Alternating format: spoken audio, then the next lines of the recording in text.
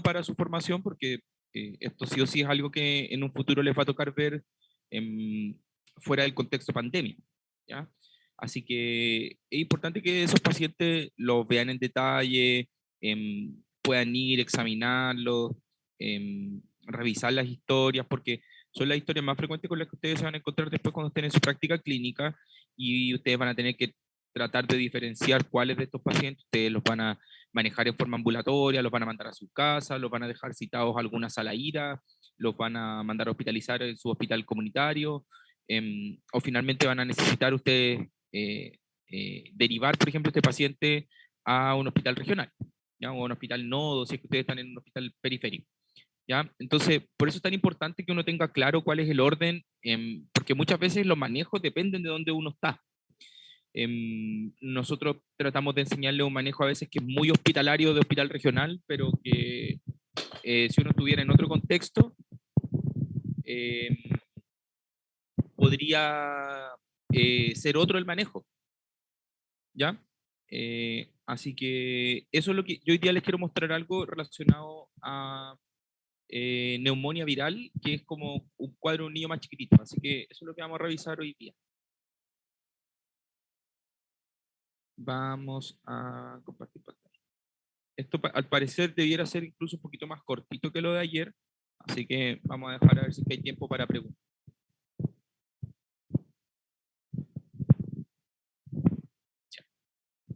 Si alguien tiene una pregunta, me avisa nomás, abre el micrófono y pregunta, ¿ya? No hay problema. Ya, entonces partamos de un caso clínico. Un niño de 8 meses, y que esta historia probablemente ustedes se van a encontrar varias veces. En la urgencia del hospital regional, por ejemplo, con 4 días de evolución, que partió con un poquito de coriza, tos irritativa, fiebre hasta 38,9. Ayer en el SAPU, en el consultorio, le dijeron que tenía una rinofaringitis, le dejaron paracetamol, le dejaron clorfenamina. Esto es algo que probablemente muchas veces van a ver y que lo pongo intencionalmente porque es una mala indicación siempre. Y hoy el paciente evoluciona con silbido al pecho. Y madre no nota agitado para respirar y que estaba comiendo poco. ¿Ya? El paciente llega a la urgencia con una frecuencia cardíaca de 140, con una frecuencia respiratoria de 49 por minuto, satura 92% y con una temperatura subfebril de 37. El paciente está bien hidratado, está llorando con coriza, tiene un lleno capilar bien, un segundo, y tiene una faringe congestiva, sí, efectivamente una garganta roja, sin placas de pus, y se escuchan sibilancias en el examen pulmonar. Sibilancias respiratorias, bilaterales, algunos roncus, incluso algunos crépitos. El paciente tiene un poco de retracción subcostal e intercostal. Entonces, vamos a ver si es que corre el video. Ahí está, miren. Así se veía respirando este paciente. ¿Ya? Entonces, claramente tiene polipnea, tiene uso de musculatura accesoria, tiene un poco de retracción que aquí no se alcanza a ver, pero si se fijan, respira incluso como, con los músculos cervicales. ¿Ya? Está usando toda su musculatura accesoria de la respiración. Entonces, un paciente que tiene dificultad para respirar. Entonces, con este paciente probablemente ustedes se han encontrado con pacientes así. Uno lo primero que tiene que hacer es ir a buscar antecedentes y los antecedentes más importantes ahí van a ser propiamente tal los antecedentes del paciente. Si ha estado alguna vez hospitalizado, cuáles son sus antecedentes perinatales, si fue prematuro, ¿ya? Y luego, como para tratar de orientar un poco el contexto epidemiológico, obviamente ahora en contexto de pandemia hay que buscar contactos, ¿cierto? Ver si ha tenido algún contacto con algún paciente con COVID, por ejemplo, o con algún otro virus, si el paciente va al jardín, ¿ya? Si tiene hermanos. Toda una anamnesis bien detallada tratando de buscar los antecedentes que por un lado nos permitan predecir que este paciente pueda evolucionar grave y por otro lado los antecedentes que nos permitan como hacer una unidad diagnóstica en el sentido de como el global del paciente. ¿Ya? No es lo mismo un niño sano, de término, ¿cierto? Que nunca ha estado hospitalizado, versus un niño, por ejemplo, con una genopatía, con un síndrome de Down, con un retraso psicomotor, hipotónico, por ejemplo, con una tos inefectiva, o prematuro extremo. En ese caso, obviamente, vamos a estar frente a una posible evolución mucho más mala, ¿cierto?, de este cuadro respiratorio. Una sospecha de una falla o de una evolución hacia una falla ventilatoria, la necesidad de soporte ventilatorio, etcétera. Por lo tanto, los antecedentes son importantes. Y para el médico que está en la urgencia, ¿cierto? Yo creo que las preguntas, ¿cierto?, que uno surgen netamente enfocadas al manejo, es si es que este paciente que ustedes vieron, hay que tomarle o no examen. Y exámenes, tomarle por qué, y lo más importante, qué es lo que yo quiero saber con esos exámenes, qué es lo que yo estoy preguntando a ese examen, qué duda tengo yo. Entonces, eso es súper importante a la hora de que uno solicite un examen, y esto es algo súper básico y algo que probablemente varias veces ustedes deben haber escuchado, pero uno no tiene que pedir exámenes porque sí, porque de repente uno incluso encuentra cosas que uno no sabe cómo interpretar, y lo otro es que uno hace exámenes que no tienen ninguna evidencia de que vayan a servir para lo que yo lo estoy pidiendo. Entonces, ahí, ojo, ¿ya? Incluso con cosas tan básicas como, por ejemplo, tomar una radiografía. O sea, a veces todas las guías clínicas recomiendan que si los pacientes se van a manejar de forma ambulatoria, yo no le tome radiografía, por ejemplo, ¿ya? Y que yo tome la radiografía pensando que puede haber alguna complicación. Y lo mismo con el hemograma, la PCR. La radiografía es un mal predictor, por ejemplo, de que una neumonía es bacteriana, por ejemplo. Y los patrones pueden ser confundentes, no es el mejor examen, ¿ya? Y lo otro tiene que ver con que un paciente, yo les había mencionado que este paciente se alimentaba mal, y nosotros tendemos a utilizar siempre el suero como la primera alternativa. Un paciente que no come bien, póngale un suero. Y nos olvidamos, por ejemplo, de la instalación de una sonda nasogástrica y la utilización del tubo digestivo en un paciente, ¿ya? Que claramente siempre en toda la guía aparece primero. ¿Ya? Vamos a hablar de la nebulización EOPAF, yo algo les adelanté ayer, y del uso de antibiótico y de oxígeno. ¿Ya? Y por último voy a hablar un poco de la quine. A la hora de hospitalizar, ustedes probablemente van a estar familiarizados con el tema del manejo hospitalario, eh, pero lo mismo que yo les dije ayer, el manejo hospitalario muchas veces tiene diferencias, no necesariamente porque una esté bien y la otra estén mal, pero sí a veces hay cosas que se pueden mejorar, siempre. Entonces, lo que yo les quiero tratar de hablar un poco es del manejo inicial de urgencia, de un diagnóstico preciso, ¿ya? Me voy a meter un poco en algo que es como básico, que probablemente también esté quizás en las clases de quinto año, pero tiene que ver con cómo nosotros hacemos el diagnóstico de neumonía. Ustedes van a ver frecuente en el piso de pediatría el diagnóstico de neumonía viral, pero cómo nosotros llegamos de verdad a ese diagnóstico de neumonía viral no es tan fácil y no es tan sencillo y no está tan claro en la evidencia, ¿ya? O esta famosa neumonía viral sobreinfectada, tampoco hay mucha claridad, ¿ya? Y algunas diferencias entre el tratamiento ambulatorio y hospitalizado, porque claramente no es lo mismo, por ejemplo, ver este mismo niño en, no sé, en Melipeuco, que verlo en la urgencia del hospital regional, donde yo tengo, no sé, radiografía, tengo hemograma, tengo PCR, tengo gases, tengo un buen saturómetro, tengo la UCI arriba en caso de cualquier cosa, versus ver este paciente en un hospital comunitario o en una posta rural o en un hospital periférico. ¿Ya? Y voy a hablar un par de palabras de seguimiento, sobre todo para dejar el concepto de que ninguna neumonía es gratis en el crecimiento del pulmón. Eso también es importante. Por eso es tan importante los episodios respiratorios graves, porque dejan siempre, aunque pasen después y uno diga el pulmón se recupera y todo, esa recuperación probablemente también a la larga nunca es ad integrum.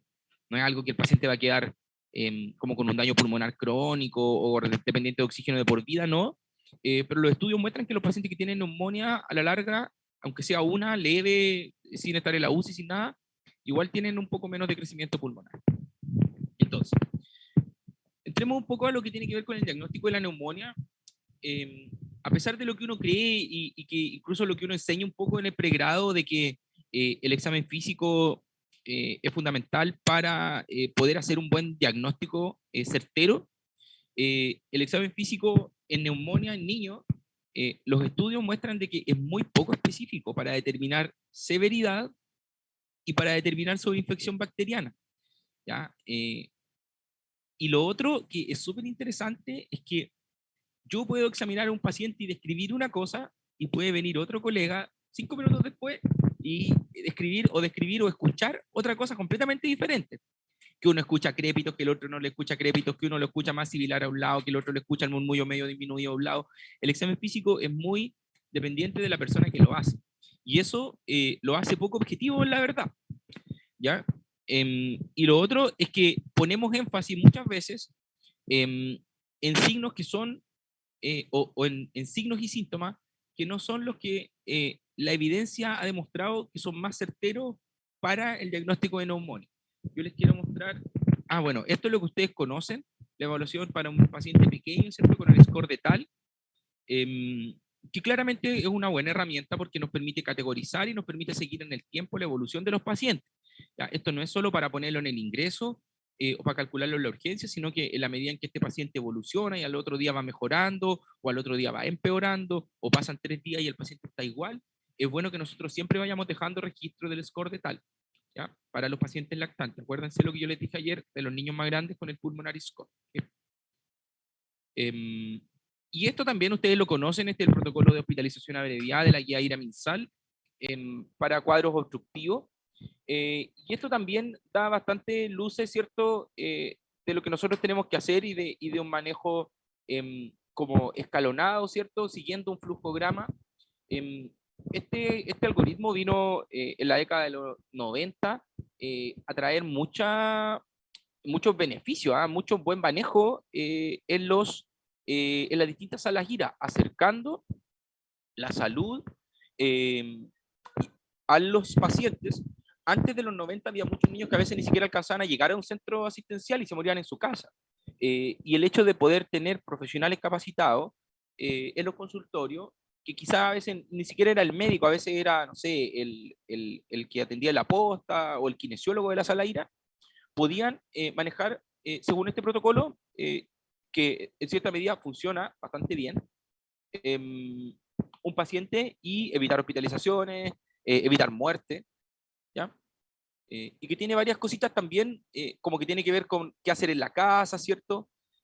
Revisar la técnica inhalatoria, se fijan, aparecen varias cosas y también tiene este criterio que siempre un paciente que no anda bien se va a terminar hospitalizando.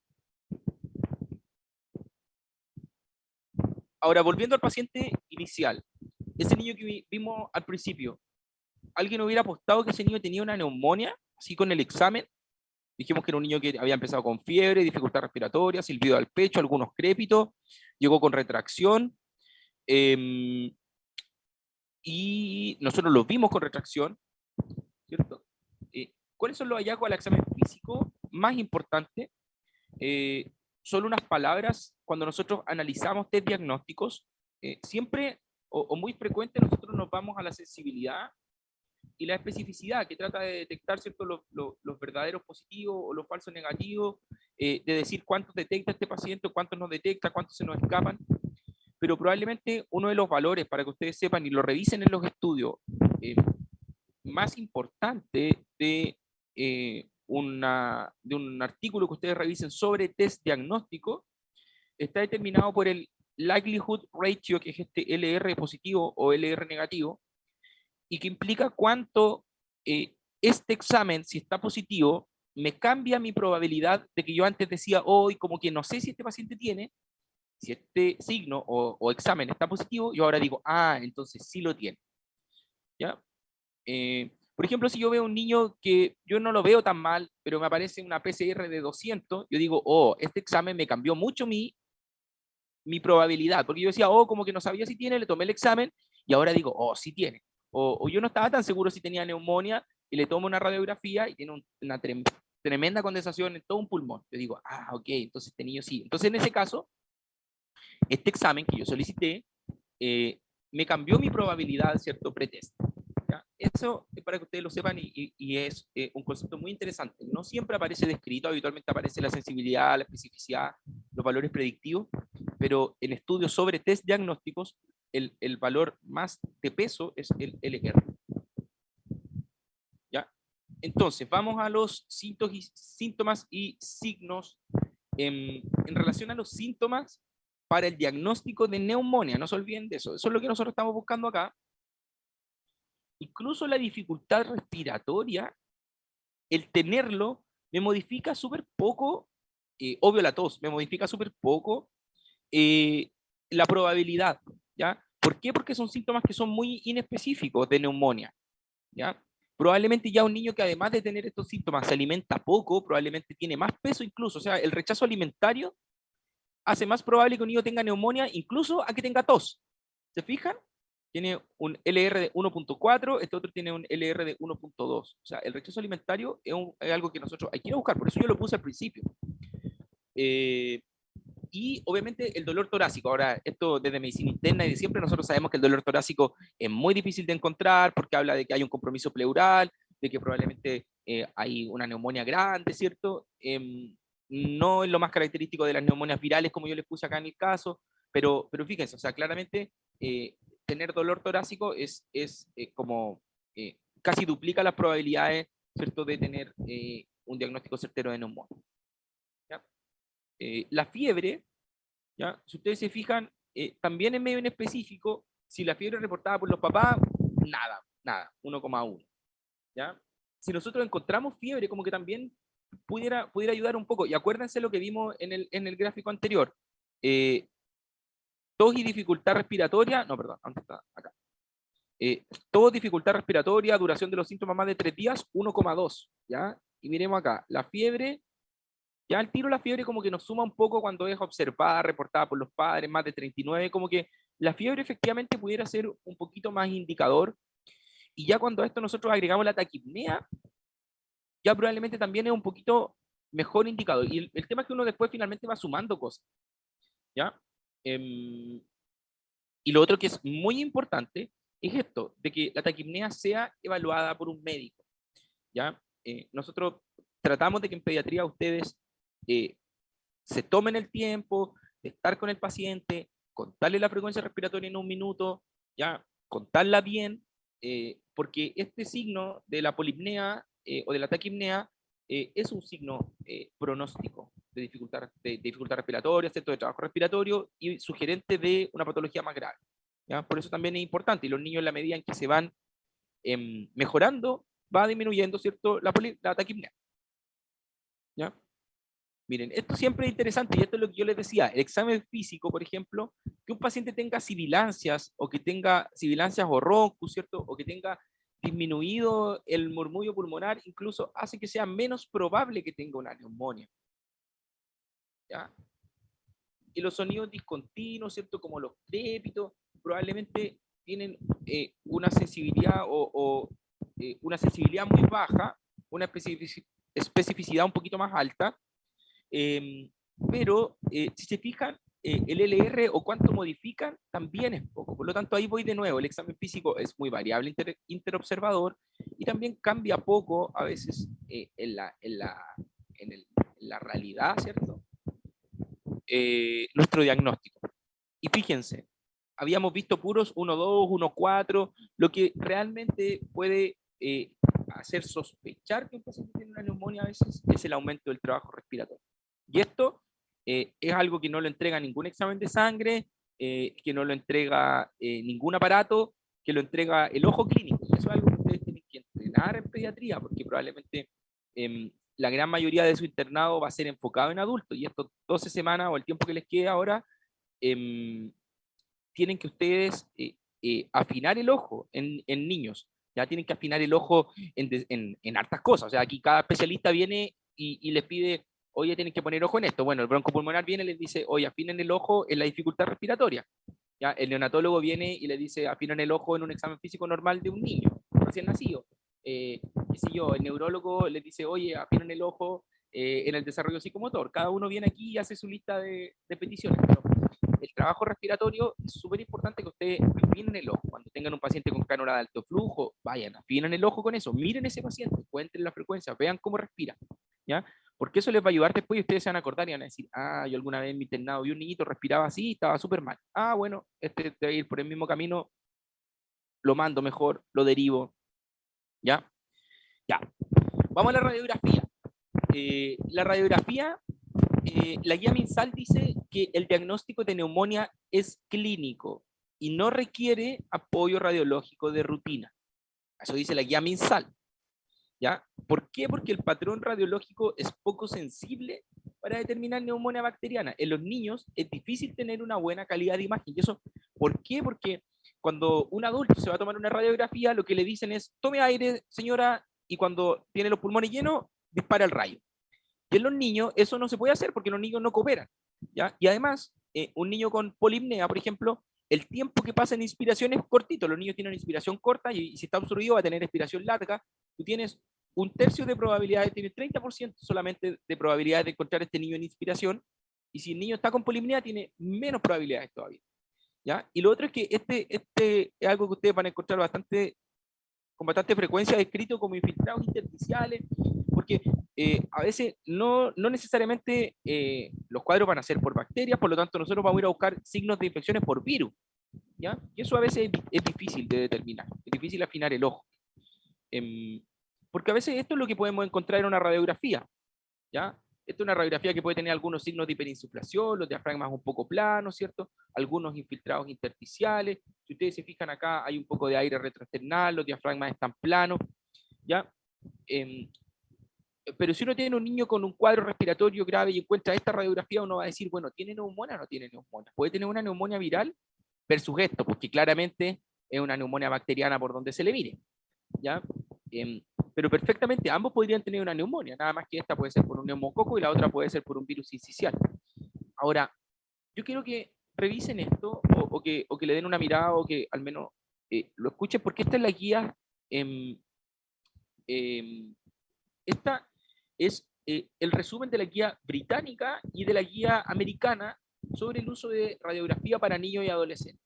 Y miren, los británicos dicen la radiografía es muy sensible, perdón, es muy insensible, o sea, es poco sensible para determinar si la neumonía es viral o bacteriana. ¿Ya? O sea, la radiografía es un mal examen. Si yo quiero saber, si yo quiero, entre comillas, a veces nosotros utilizamos la radiografía para justificar mi indicación de antibiótico. O sea, o yo digo como que me parece que este paciente necesita antibiótico, le voy a pedir una radiografía, sí, por aquí le encontré una cosita, ya, le dejo, amoxicilina. ¿Ya? Dice acá, los británicos, esto no está bien pensado. Dicen los británicos también, la radiografía no se debe considerar en un examen de rutina en niños que yo estoy pensando en neumonía adquirida de la comunidad. Miren que suena como contradictorio esto. ¿Ya? Y lo otro que dicen es que yo no debería hacerle una radiografía a los niños que yo no voy a hospitalizar. ¿Ya? O sea, si yo no lo voy a hospitalizar y voy a decidir manejarlo en su casa, ni siquiera debiera tomarle una radiografía. Eso dicen los británicos. Miren lo que dice la Academia Americana. Dice, la radiografía, ¿cierto?, de rutina no es necesaria para confirmar o sospechar neumonía en pacientes que están bien y que se van a tratar en la casa. Ahí están de acuerdo. ¿Ya? Dice que hay que tomar la radiografía, ¿cierto?, cuando yo tengo hipoxemia o dificultad respiratoria. ¿Ya? En alguno que yo ya le dejé antibiótico y falló. Miren, o sea, ellos dicen, deje antibiótico incluso con la sospecha clínica de neumonía. No le pida radiografía. Pídale la radiografía cuando usted ya piense que tiene complicaciones, derrame pleural, neumonía necrotizante, neumotórax. ¿Ya? Y sí dicen, hágale radiografía a todos los pacientes hospitalizados. ¿Ya? ¿Para qué? Para buscar, ¿cierto? Caracterizar los infiltrados, identificar las complicaciones. ¿Ya? Pero si ustedes se fijan, ellos son categóricos en que como que para hacer el diagnóstico yo lo puedo hacer por clínica, yo puedo diagnosticar una neumonía ambulatoria, la puedo manejar en la casa, y que si que yo voy a hospitalizar a este paciente, bueno, ahí tómelo una radiografía. ¿Ya? En relación a los exámenes, vamos a ir un poco a lo mismo. Yo quiero que ustedes sean escépticos en esto, porque ¿qué es lo que yo quiero hacer? Yo, un hemograma para determinar sobre infección bacteriana, es mejor una PCR. Hoy en día ya tenemos muy disponible la procalcitonina. Yo creo que por aquí, y en la medida en que ya, esto aquí uno empieza a sonar viejo, porque yo les tengo que contar de que obviamente cuando yo hice mi beca o mi internado, la procalcitonina todavía no estaba. Entonces, a muchos pacientes probablemente les dejábamos antibióticos mal indicados, porque nosotros le tomábamos PCR, la PCR nos salía en 60, 80, y nosotros le dejábamos antibióticos. Era lo lógico, era lo que teníamos en ese tiempo. Y hoy día nos damos cuenta que hay muchos pacientes que tienen esos rangos de PCR y que las procalcitoninas salen bajas y nosotros no le indicamos antibiótico. Ahora, eso va a depender de su realidad local, porque si ustedes no tienen procalcitonina, bueno, ustedes van a lo que tienen. Y si no tienen nada, bueno, usan la clínica. ¿Ya? Lo otro que es importante es que ustedes sepan interpretar gases. Probablemente la doctora Mella de nefro siempre les hace clase y les hace pasos de interpretación de gases, equilibrio ácido-base. Ella obviamente le enfoca más que nada a lo nefrológico, así que ella se va como full para la acidosis metabólica. Ahora, yo quiero que ustedes se vayan a donde están los trastornos respiratorios, sobre todo la acidosis respiratoria aguda. ¿Ya? Ahí es donde a mí me interesa que ustedes se vayan. Y que ustedes aprendan a usar el algoritmo que ella les da, que es claramente más bonito, pero que nunca se olviden de este normograma de equilibrio ácido-base, porque este no falla, no falla y te permite así, aprendiendo a utilizarlo, poniendo el pH, ¿cierto? Poniendo los niveles de bicarbonato y la PCO2, ¡pum! Uno llega al tiro al trastorno ácido-base que tiene el paciente. ¿Ya? Ya, y la etiología también, pues esto también ha ido cambiando con el tiempo, cada vez tenemos más disponibles test de PCR, film array, test de 15 patógenos, de 20 patógenos, etcétera, etcétera. Si ustedes en su hospital llegan a no tenerlo, bueno, utilizarán lo que tienen, y si no tienen nada, utilizarán la epidemiología. Y eso también es importante, ¿ya? Porque uno tiene que saber cuáles son los virus que andan dando vuelta, y para eso hay reportes ministeriales, hay reportes de otras entidades. Habitualmente todos son de Santiago, y habitualmente lo que pasa en Santiago se repite acá como 2 semanas después, más o menos. Eso siempre ha sido así. ¿Ya? Pero es importante porque uno en época de virus incisional no va a andar pensando en influenza, o sea, siempre hay que pensarlo, pero no va a ser tu diagnóstico como más importante. Y si sabemos que estamos en un año con mucha influenza o en un brote de influenza, claramente vamos a preferir tratar de tomar exámenes, de dejar antiviral, por ejemplo, cuando corresponde los celtamivir, qué sé yo, ajustarnos a la guía.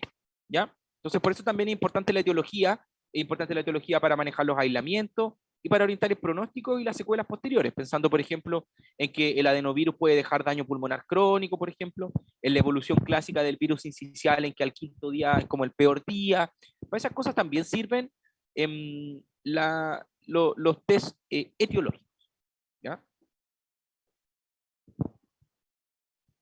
Ya, en relación a la alimentación, lo que yo les mencioné al principio, siempre debemos preferir la vía enteral, o sea, siempre debemos preferir que este paciente se alimente o por boca o por soto.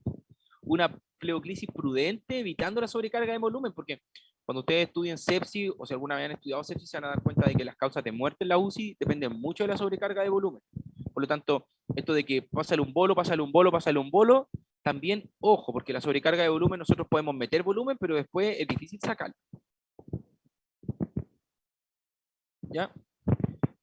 Aquí también me voy a detener un poquito, porque esto es algo que yo les pediría de que en su pasada por pediatría, sí o sí, alguna vez revisen y sepan y vean y toquen distintos métodos de administración de oxígeno, ¿ya? Desde una naricera, una bigotera, ¿cierto? 1, 2, 3 litros máximo, después de eso hay riesgo de necrosis del tabique, de la nariz. La FIO2, ojo con eso, que la FIO2 en la naricera es variable, ¿ya? A veces nosotros enseñamos esto como una tablita, como una receta de cocina, y le decimos, con 1 litro es 24, con 2 litros es 27, con 3 litros, y va subiendo de 3 en 3, qué sé yo. Y eso no es 100% cierto, porque no es lo mismo si es que yo me pongo una naricera con 1 litro, a que si un lactante de 2 meses o 3 meses se pone una naricera con 1 litro, porque mi volumen corriente es muy distinto al volumen corriente de una guaguita. Entonces, la FIO2 efectiva que me va a entregar, yo finalmente no la sé. Uno sabe el litraje, ¿no? ¿Ya? Así que ojo con eso. En cambio, las mascarillas Venturi, por ejemplo, los sistemas Venturi, que son un sistema donde nosotros metemos oxígeno en un flujo conocido y generamos una mezcla por medio de una apertura acá, y eso nos permite conocer la FIO2 que sale, ¿cierto?, de este sistema. Y eso aquí vienen habitualmente con unas piecitas que a veces son intercambiables o con unas flechitas. Yo lo que les pido es que ojalá tengan el paso de simulación o de oxigenoterapia para que vean una Venturi, cómo se arma, cómo se intercambian las piezas y todo, para poder saber cómo se maneja. ¿Ya? Y la mascarilla por reservorio también, la mascarilla por reservorio también es medio variable la FIO2, uno nunca sabe efectivamente qué FIO2 le está entregando al paciente, no sabe que es una FIO2 alta, pero a veces la regulación es por litraje, nosotros no tenemos muy claro efectivamente, y la FIO2 que nosotros le entregamos al paciente también va a depender de que la máscara le quede bien, de que esté bien fijada, etcétera, ¿ya? Para pacientes, sobre todo lactantes, y bueno, ahora ya el boom de la cánula nasal de alto flujo después del COVID, nosotros ya la veníamos usando hace hartos años ya, los adultos como que la descubrieron ahora que era tan buena, pero nosotros venimos utilizando cánula de alto flujo hace, no sé, 10 o 15 años quizás, en pediatría. O allá hay estudios que demostraban que era muy bueno para bronquiolitis, para prematuros, en algunos casos, para crisis asmáticas, etcétera. ¿Ya? Y la cánula, mientras más precoz uno la utilice, es mejor. Esto también es importante. Hay muchos estudios que dicen de que si yo utilizo la cánula nasal de alto flujo desde la urgencia, la evolución del paciente es mucho mejor. ¿Ya? A ustedes durante su internado no les toca rotar por la UCI pediátrica, así que mucho de soporte ventilatorio no invasivo, ustedes no van a ver. Estas son las cánulas de alto flujo, aquí está el método como más artesanal, donde yo mezclo una conexión de aire, una de oxígeno, en unos flujos conocidos, lo paso por un humidificador y calefactor, utilizo una naricera, ¿cierto?, adecuada, y utilizo una naricera alto flujo, o este otro dispositivo que se llama Herbo, que es el original, y hay otros por ahí, algunas copias dando vueltas, que recogen aire del ambiente, lo concentran, en algunos casos, y en otros yo tengo que ponerle la FIO2 que yo quiero, y este me pone em, la, como el sensor para detectar qué FIO2 yo le estoy aportando, y puedo ponerle el litraje que yo quiero. ¿Ya? Y la ventilación no invasiva, hoy en día también, esto durante los últimos años ha tenido un boom, porque han mejorado, sobre todo para los niños, todo el tema de las interfaces. La ventilación no invasiva se administra por medio de una interfaz, una máscara, que queda sellada al paciente.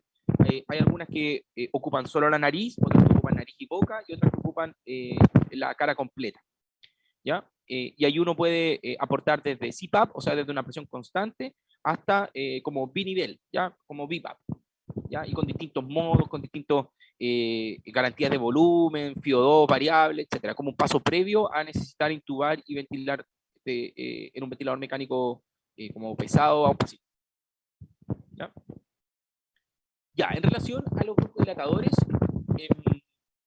algunas cosas yo les dije ayer en relación a siempre preferir los inhaladores por sobre las nebulizaciones. Eso, la pandemia, gracias a Dios, ha venido a hacer que nosotros nos cuestionemos cada vez más nebulizar a los pacientes, a olvidarnos de que la creencia popular de que nebulizar es mejor que hacer PAP, y a darnos cuenta de que la literatura muestra que hacer PAP de verdad es mejor que nebulizar.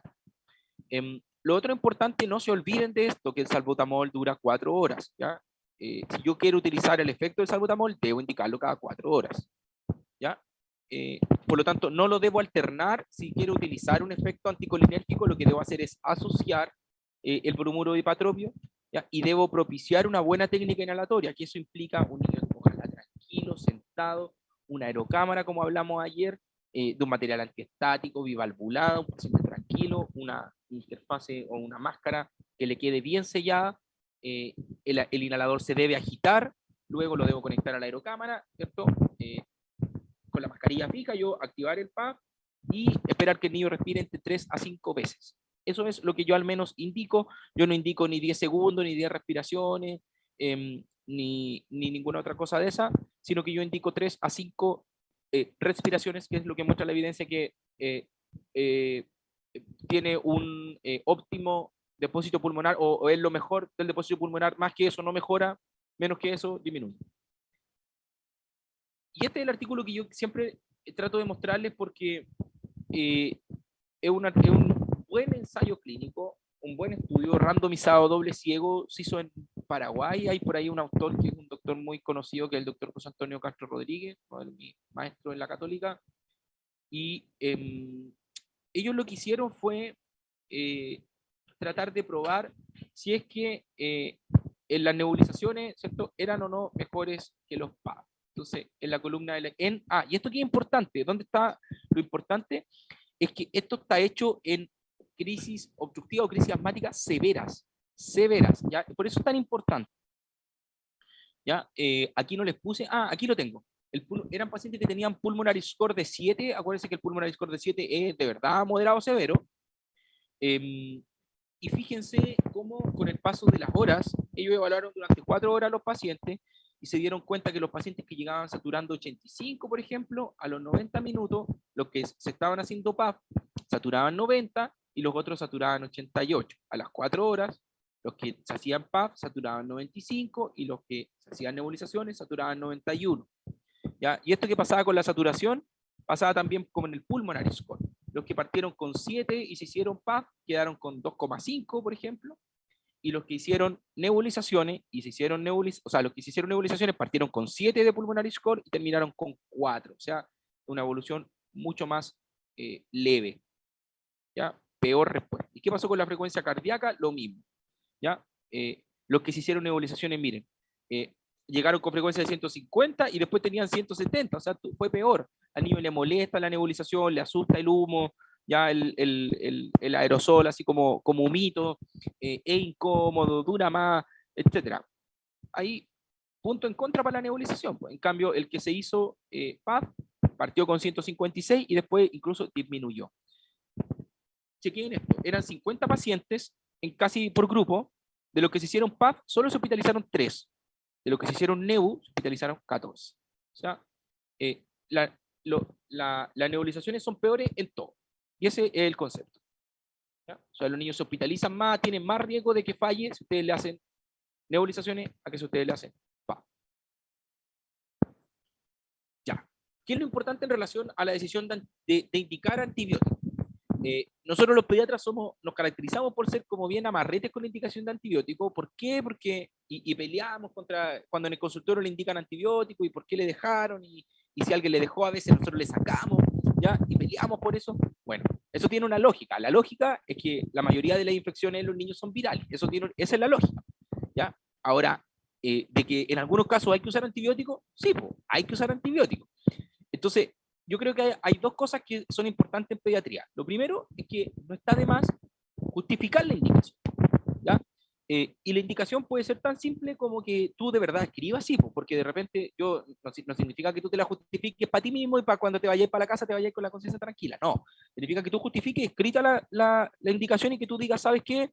Yo estoy en un hospital periférico, este paciente es rural, hoy día jueves, y no tengo cómo controlar al paciente 48 horas, no tengo sala ira, el paciente es muy del campo, así que le voy a dejar antibiótico. ¿Ya? ¿Eso es válido? Totalmente válido. Totalmente válido. ¿Ya? O que tú me digas, ¿sabes qué? Este paciente, la vez pasada que le pasó esto, terminó en la UCI hospitalizado y ha estado 2 veces más hospitalizado acá en mi hospital, y ahora viene con otro cuadro más. Entonces, yo además lo encuentro un poco hipotónico, o puede ser un niño con síndrome de Down, este paciente tiene poca tos o tiene otras enfermedades, y esa justificación ya probablemente hace que uno pueda tener un gatillo un poco más fácil, o de decir, ¿sabes qué? Este paciente yo creo que de verdad hay que dejarle antibiótico. Puede que no necesite la procalcitonina si estás en una posta rural, y eso es importante también, adecuado a su realidad local en el sentido de dónde tú estás atendiendo, y en el sentido de cuál es tu epidemiología y microbiología actual, ¿ya? Es distinto si tú vives en una zona con mucho neumococo resistente, o tú trabajas en un país donde hay, qué sé yo, otros gérmenes, qué sé yo, tú tienes que saber cuáles son tus gérmenes. Siempre preferir primero vía oral, obviamente, y utilizar antibióticos de primera línea. Utilizar amoxicilina en la dosis que ustedes conocen, utilizar macrólidos cuando no se pueda utilizar amoxicilina, ¿ya? Ahí preferir la claritromicina, o si tienen disponible la citromicina mejor, se toma una vez al día, por 5 días y es bien tolerada, o si no, claritromicina. Y cuando tengan que utilizar fármacos endovenosos también, utilizar penicilina, ¿ya? Utilizar ampicilina como corresponde, como está en la guía, utilizar cepo cuando uno tiene sospecha de alguna complicación, o quiere abarcar un espectro un poco más, pero también esto tiene que ser criterioso. ¿Ya? Necesitar una UCI de respaldo, por ejemplo, probablemente si una FIO2 ya llega cerca al 50%, yo voy a necesitar una UPC, o claramente yo estoy viendo pacientes que necesitan una mascarilla por reservorio, Si yo necesito monitoreo, por ejemplo, un niño muy pequeño, de un mes, por ejemplo, con un cuadro respiratorio, una bronquiolitis o una neumonía viral, tiene riesgo de hacer apneas. Un paciente que va a necesitar soporte ventilatorio, insuficiencia respiratoria, propiamente tal, gases con retención de CO2, ese paciente sí o sí a la UPC, UTI o UCI, donde corresponde. ¿Ya? Ya, esto es interesante porque también siempre igual es un poco controversial. ¿Qué hacer con la kinesioterapia? ¿Ya? ¿Qué hacer con la kine? Porque, ¿qué es lo que pasa? Eh, Toda la evidencia, las revisiones de la Cochrane, los metaanálisis, los ensayos randomizados, todos indican que la quine no tiene un efecto beneficioso en los pacientes, en acortar la hospitalización, en mejorar los días de oxígeno, en disminuir la mortalidad, etcétera, y que incluso tiene riesgo de algunas complicaciones. Hay reportes de fracturas costales, hay reportes de que los pacientes se irritan más y como que clínicamente empeoran los scores, etcétera, pero el kinesiólogo tiene, y eso es lo primero que yo pongo, por eso no se olviden de esta primera frase que yo puse, los kinesiólogos tienen un rol fundamental en el equipo de salud, ¿ya? Fundamental a todo nivel, fundamental en APS, en la sala IRA, el rol que juegan los kinesiólogos es importantísimo, han tenido que ver de forma considerable en la reducción de la mortalidad infantil. Y probablemente para algunos grupos seleccionados de pacientes, o sea, la kinesioterapia, por ejemplo, en fibrosis quística, en pacientes con patología neuromuscular, en pacientes con tos inefectiva, en la UCI, en un paciente intubado, ventilado, el kinesiólogo ahí es un aliado, pero imprescindible. Ahora, pretender que todo niño con bronquiolitis, con neumonía, con todo, va a necesitar kine siempre, así como una indicación absoluta, eso no es cierto. ¿Ya? Eso es lo importante. Por eso yo les pongo el programa IRA y la incorporación de los kinesiólogos aquí al equipo a principios de los 90 fue fundamental en la reducción de la mortalidad infantil. ¿Ya? Ahora, esto es lo que se sabe. ¿Ya? Estadía hospitalaria, si yo le hago kine o no le hago kine, no varía. Cualquier tipo de kine incluso. La kine más convencional, la clapping, los drenajes posturales, etcétera, o incluso las técnicas más nuevas. Ahora, hay hartos que dicen de que hay algunas técnicas más modernas, entre comillas, sobre todo una técnica en particular, porque eso es lo otro también de la kine, pues depende mucho de las manos del kinesiólogo. No es una maniobra unificada, no es como que yo le paso un medicamento, no, pues aquí estamos hablando de una intervención que se hace con las manitos de una persona. Entonces, influirá si hay uno que lo aprieta más fuerte, otro lo aprieta más suave, uno le hace una técnica, le da palmadita y el otro le aprieta, y el otro lo pone para un lado, lo pone para el otro, etc. Entonces, por ahí hay una técnica en particular que se llama expiración lenta prolongada, que es una de las que ha tenido más como proyección a que pudiera tener como efectividad, ¿cierto? Pero siempre cuando han hecho estudios no logra dar resultados significativos. ¿Ya? Ya, y esto es lo último que les voy a mostrar que tiene que ver con el seguimiento y que muestra que los niños que han tenido alguna neumonía, cualquiera, una hospitalización por neumonía, tienen menos función pulmonar, mayor riesgo de sibilancias recurrentes o asma. Y lo otro, que esto es muy interesante y que hay muchos estudios que han estudiado en los orígenes más tempranos del EPOC, de la enfermedad pulmonar obstructiva crónica, y se asocia que los pacientes que tienen infecciones importantes, respiratorias bajas en la infancia, tienen trayectorias de función pulmonar que son más bajas. ¿Ya? Y aquí está, miren, estos son estudios retrospectivos, pero donde han separado a niños que alguna vez tuvieron neumonía y que no tuvieron neumonía, y fíjense los B1, ¿cierto? Cómo son más bajos de los que alguna vez tuvieron neumonía, la capacidad vital forzada, todos estos parámetros espirométricos, por ejemplo, están disminuyendo. ¿Ya? Ya, por lo tanto, ¿qué cosas son importantes así a modo de conclusión? Hoy día demoramos un poquito menos. Que el manejo de la patología respiratoria, sí, tiene sus normas, tiene su guía IRA, tiene su protocolo de hospitalización abreviada, ¿cierto? Ahora, tiene su indicación de quién, etcétera, etcétera. Pero, ¿esto aplica siempre y para todos? No, no aplica siempre y para todos. Uno siempre debe cuestionarse lo que está haciendo, uno siempre tiene que preguntarse, ¿de verdad este paciente necesita esta indicación? ¿Ya? Hay que acordarse de que hay muchas intervenciones de que nosotros por creer que la estamos haciendo mejor, terminamos generándole un daño al paciente. ¿Ya? Siempre tenemos que, esto yo también, tenemos que tener un pensamiento crítico y tenemos que fundamentar nuestras decisiones. Nosotros no somos chamanes, nosotros no somos terraplanistas, nosotros somos médicos, nosotros lo estamos formando para que ustedes se formen como médicos. Por lo tanto, las decisiones que ustedes tomen siempre tiene que estar basada en la mejor evidencia disponible, y cuando yo tengo esa evidencia, y yo la conozco, yo tengo que actuar en consecuencia. ¿A qué voy con esto? Ustedes ahora ya no pueden llegar a su hospital a andar nebulizando a los niños porque creen que son mejores que los PAP, porque eso es mentira, y porque yo ya les mostré cuál es la evidencia mejor, y ustedes tienen que actuar en consecuencia. Eso también es importante, porque a veces nosotros sabemos cosas, y sabiendo cosas, hacemos otra cosa, ¿ya? Y lo otro, que es lo que yo les dije ayer. Esto aquí, yo no tengo la última palabra, uno siempre tiene que estar dispuesto a que lo que un día aprendió, después al día siguiente lo puede desaprender y reaprender otra cosa distinta, ¿ya? Así que aquí no hay, nada está, como dicen los políticos de repente, nada está escrito en piedra. Esto todo puede cambiar de un año a otro, de un momento a otro, porque puede aparecer un mejor tratamiento, porque puede aparecer un estudio nuevo, ¿ya? Así que uno tiene que estar dispuesto a eso en medicina, ¿ya? Lo que yo usé probablemente de aquí a 10 años ya no se va a usar, lo que usaron ustedes, lo que usan ustedes, capaz las generaciones que vengan después ya también van a decir, ¡oh, qué antiguo eso! ¿Ya? A mí hace 30 años atrás me dieron salbutamol en jarabe, me dieron cotrimoxazol para una bronquitis, y hoy en día eso sería impensado. Y yo digo, oye, ¿estaban locos? No, era lo que tenía. Entonces, hoy en día también, es lo que tenía. Ya, eso. Fin.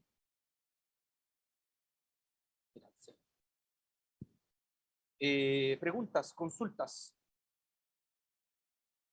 dudas en relación a lo que hayan visto en el hospital, en la sala.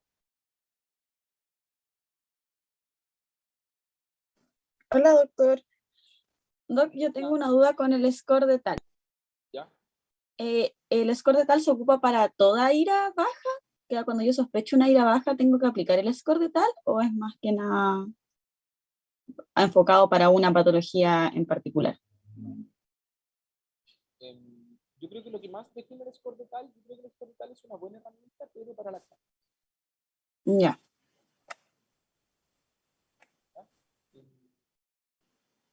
¿Sí? No sé, ¿en qué otra patología estáis pensando que no fuera, no sé, bronquiolitis, SBO, neumonía viral? No, eso es más que nada orientado para la neumonía, porque no la había visto como aplicada, por lo menos en el hospital, en los pacientes que ingresaban con sospecha de neumonía, que la aplicaran. Entonces no sabía que se podía aplicar. Sí, pues para los niños chiquititos, lactantes, bronquiolitis, neumonía viral y todo, es una buena herramienta. Está validado para niños para lactantes. O sea, el error es que de repente uno encuentra niños en segunda infancia, 14 años, con una crisis asmática y le calcularon el score de tal. Eso es un error. Ya. Gracias. ¿Vale? ¿Alguna otra pregunta?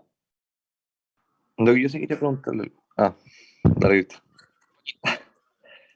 Que a mí me queda la duda en el caso clínico cuando dejó de ser más orientador hacia un SBO y después lo dirigimos hacia neumonía viral. Esa es una gran pregunta.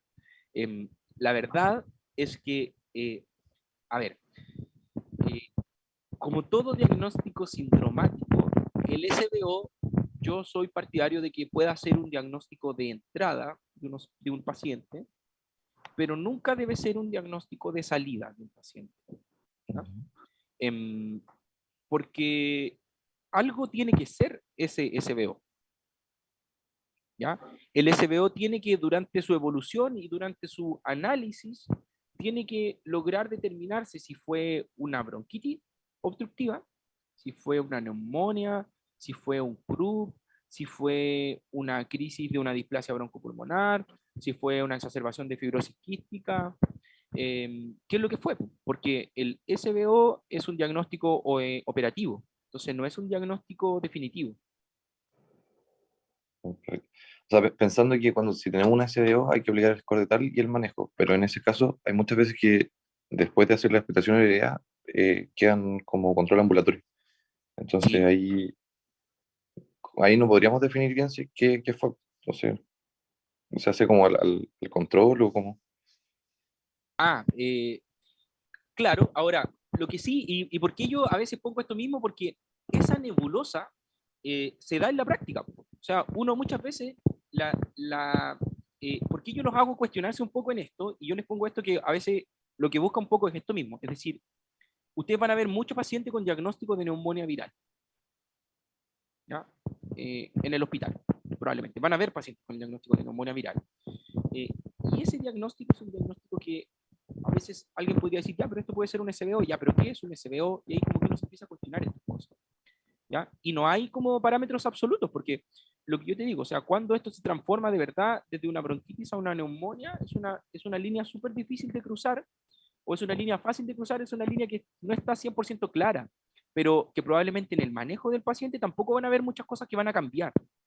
No. ¿Sí? Porque igual, probablemente si el paciente está obstruido, tú le vas a dar broncodilatadores. Si el paciente evoluciona mal desde el punto de vista febril, tú en algún momento vas a decir, oye, esto probablemente tiene alguna bacteria, dejémosle antibiótico. La indicación de corticoides probablemente ahí quizás es un poco más discutible, y probablemente uno tenga que quizás tener otros elementos. Yo creo que ahí quizás nosotros, donde uno a veces quizás pega un poco de más, es la indicación de corticoides. ¿Ya? Yo creo que eso es lo único, por ejemplo, yo del algoritmo de hospitalización abreviada y todo, que yo a veces me cuestiono un poco, la indicación de corticoides. Yo creo que ahí hay que ser a veces un poquito más criterioso. Pero tampoco está de más mientras uno lo use por 3 o 5 días y como que después lo suspenda y esté atento a la reevaluación. Ahora, eso es otra cosa importante que yo les iba a decir. Si yo les digo que la quine no demuestra que disminuyen los cuadros, eso no significa que yo no tenga que mandar a los pacientes a la sala IRA, porque la sala IRA a veces es el lugar donde el paciente se puede controlar. Y el kinesiólogo, a veces de un consultorio o de un hospital periférico, es la persona que tiene el mejor ojo clínico para ver niños, que ha visto niños con cuadro obstructivo durante 10 años y un kinesiólogo antiguo en el consultorio. Ese compadre tiene el tremendo ojo clínico. Su ojo es más importante que la maniobra kinésica, ¿ya? Y su disponibilidad para poder atender pacientes, porque probablemente el médico, la gente va a ir a la ventanilla y le van a decir, sí, el médico lo va a atender la otra semana. Va a ir a la sala IRA, le van a decir, sí, venga mañana. Entonces, esa disponibilidad también hace que el kinesiólogo juegue un rol tan importante en el equipo de salud. ¿Ya? No necesariamente por la maniobra kinésica, vuelvo al punto, pero por la posibilidad de controlar un paciente, de tener ojo clínico, de poder educar en técnica inhalatoria, de poder corregir errores, de ese tipo de cosas. ¿Ya? Gracias, Doc. ¿Quién tenía la otra pregunta?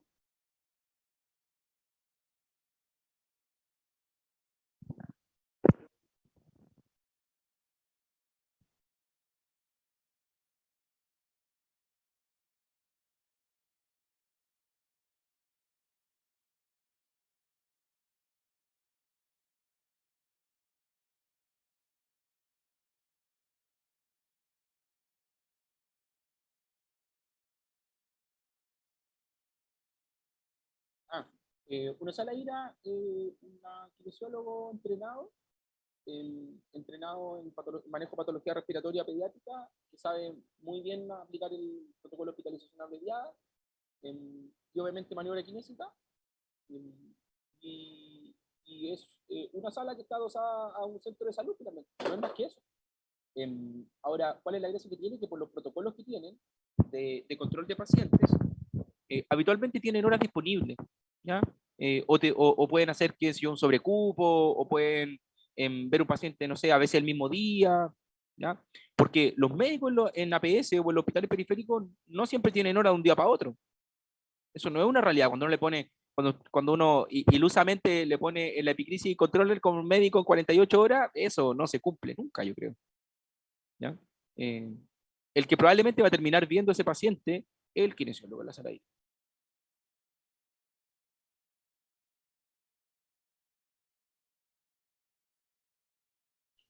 Ya. ¿Alguna última?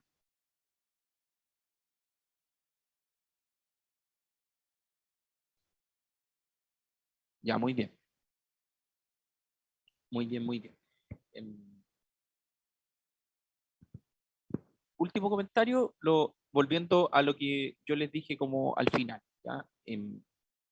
Su única defensa frente a sus conductas, frente a sus argumentos, tiene que ser la evidencia científica. ¿Ya? Ni siquiera es que lo dijo el doctor Navarro en el paso que tuvimos. No, aquí lo que manda es que sabe que hay una guía clínica, hay un estudio que hicieron y donde demostraron que esto es lo correcto.